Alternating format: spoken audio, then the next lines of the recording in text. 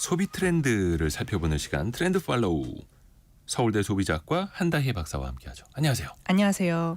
옴니보어라는 트렌드를 준비하셨어요. 옴니보어? 네. 이름이 어려운데요? 네, 이 옴니보어는 사전적인 의미로 잡식성이라는 의미를 갖고 있어요. 잡식성. 네, 이 사회학에서 이미 쓰이는 개념인데 네. 특정한 문화에 얽매이지 않는 다양한 취향을 가진 사람을 의미하는 말입니다. 그런데 이게 최근에 소비 시장에서 이 키워드가 떠오르고 있는데요. 네. 한 개인 안에 다양한 취향을 가지신 분들이 좀 많이 증가하고 있기 때문입니다. 한마디로 고정관념을 탈피한 소비자다, 이렇게 이해해 주시면 좋겠습니다. 그러니까 특히나 취향이 다양하신 분들 혹은 네네. 주변에서 다양한 소비 취향을 가지신 분들 좀 귀 기울여 들어보시면 더 좋을 것 같네요. 구체적인 사례를 한번 들어볼게요. 우선은 나이의 경계가 흐려지고 있다고요. 네, 맞습니다. 예를 들어서 60대 할머니가 댄스 배틀에 참가한다든지. 아, 요즘에 60대는 할머니가 아닌데. 네, 그렇죠. 그렇죠. 50대 남성이 육아휴직을 신청한다든지. 아, 네. 50대 남성이 육아휴직을요? 네, 이런 식으로 이 기존의 고정관념을 좀 깨는 이런 소비 패턴들이 많이 나타난다는 겁니다. 자, 질문을 하나 드려보고 싶은데요. 네네네. 키즈 카페에는 주로 누가 많이 갈까요? 키즈 카페. 예전에는 그래도 30대 엄마 아빠가 애들 데리고 많이 갔었는데 네. 요즘에 그 연령층이 또 높아지고 있고. 네, 맞습니다. 정확하게 말씀 주셨는데요. 원래는 이제 30대 여성을 주된 타겟층으로 이제 예. 고객층으로 많이 생각을 하시는데 요즘에는 이 카드 데이터를 보면 나이대가 정말 다양해지고 있어요. 일단 최근 2년 동안 30대 비중이 많이 줄었습니다. 근데 반대로 40대, 50대, 60대의 비중이 많이 늘었는데요. 40대 같은 경우는 7% 이상 늘었고 50대와 60대도 2% 정도로 증가한 것으로 나타났습니다. 하기사 30대 중반에 결혼해서 그쵸. 아이 낳으면 한 40대까지도 아이 키즈 카페 데려갈 때가 되죠. 네, 맞습니다. 그래서 전반적으로 이제 출산 연령이 늦어지면서 나타나는 현상도 있지만 또 일찍 손주를 보신 조부모의 이용도 또 많이 포함되면서 특정한 나이대로 이 고객층을 좁힐 수 없을 만큼 좀 광범위해지고 있다라는 특징이 있죠. 아하. 이런 현상들이 대학에서도 나타나는데요. 최근에는 이제 퇴직 후에 배움을 이어가고자 하시는 분들이 많아지시면서 부산의 한 대학교에서는 이 시니어 분들만을 대상으로 하는 학과를 따로 열기도 했습니다. 그래서 최근에 이제 4년제로 최초로 개설된 학사 과정들이 나타나면서 네. 이제 모델이 되기 위한 실습 교육을 한다든지 또 인문학과 같은 교양 수업도 함께 포함되는 그런 새로운 교육 프로그램도 나타나고 있습니다. 시니어 모델들도 또 많이 등장을 하고 있고요. 네네. 그렇게 해서 또 다양성이 소비 시장에서도 나타난다라는 건데 10대, 20대 젊은 층의 소비 다양성은 어떻습니까? 네, 10대, 20대는 반대로 과거에 50대, 60대가 관심을 보였었던 노화 상품들에 굉장히 큰 관심을 또 보이고 있어요. 그러니까 예전에도 한번 말씀해 주신 게 20대 때부터 피부과 다닌다. 네네. 이런 이야기 있었잖아요. 네, 맞습니다. 요즘은 10대들이 혈당 스파이크를 걱정을 하고요. 10대가요? 네.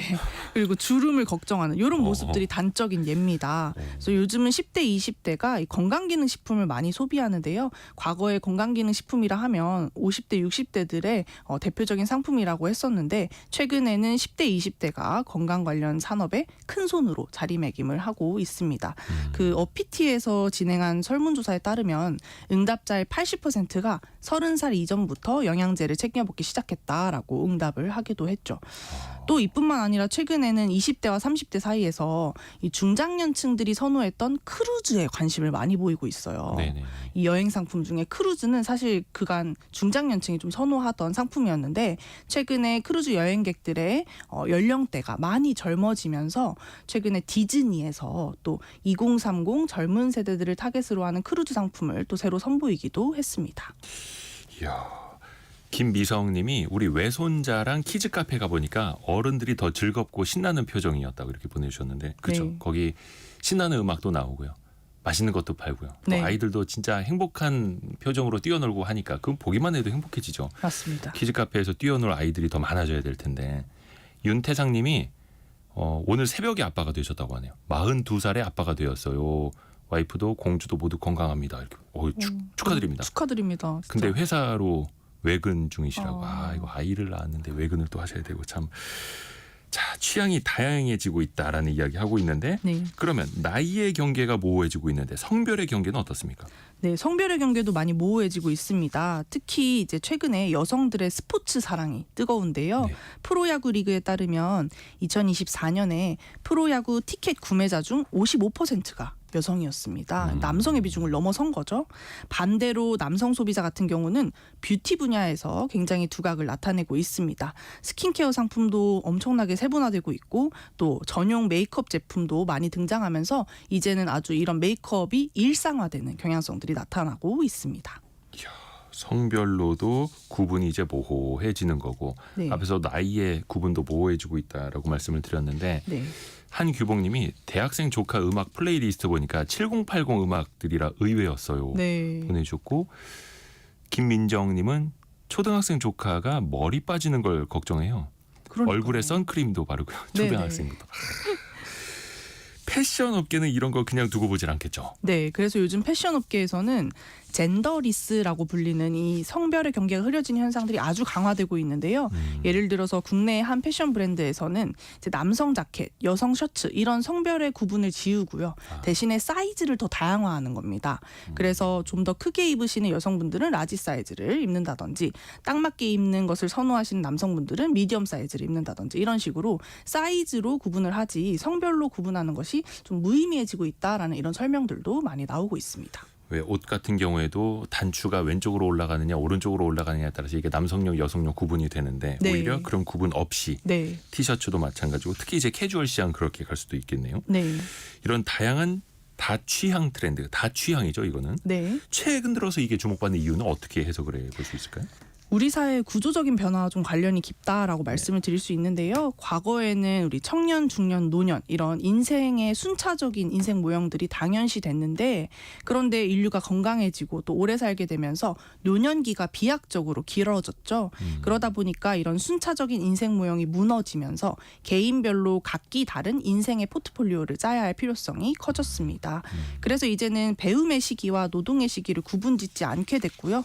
10대에도 창업을 한다든지 또 중년에도 학습을 하는 이런 삶의 방식이 좀 자연스럽게 필요해지고 있습니다. 그 다양해지는 건 좋은 거죠. 네. 특히 이제 SNS가 발달하면서 여러 가지를 지켜보는 그 이유도 더 커지잖아요. 넓어지고. 네, 맞습니다. SNS가 세대적인 교류를 굉장히 확산시키고 이런 변화를 가속화시키고 있는데요. 최근에 본 데이터 중에 굉장히 인상 깊었던 것이 60세 이상의 사용자들이 가장 많이 사용한 SNS 3위로 틱톡이 뽑혔어요. 60세 이상이요? 네, 이 틱톡 같은 경우는 사실 10대의 전유물이라고 불렸는데 최근에 60대가 가장 오래 쓰는 앱 같은 경우는 1위로 이 틱톡이 차지하기도 했습니다. 그래서 전 세대적으로 이런 SNS 활용이 일반화되면서 과거에는 좀 피상적으로만 알 수 있었던 다른 세대 집단의 일상들을 온라인을 통해서 속속 관찰할 수 있게 됐고요. 네. 그러면서 전통적인 소비 경계가 허물어지고 있습니다.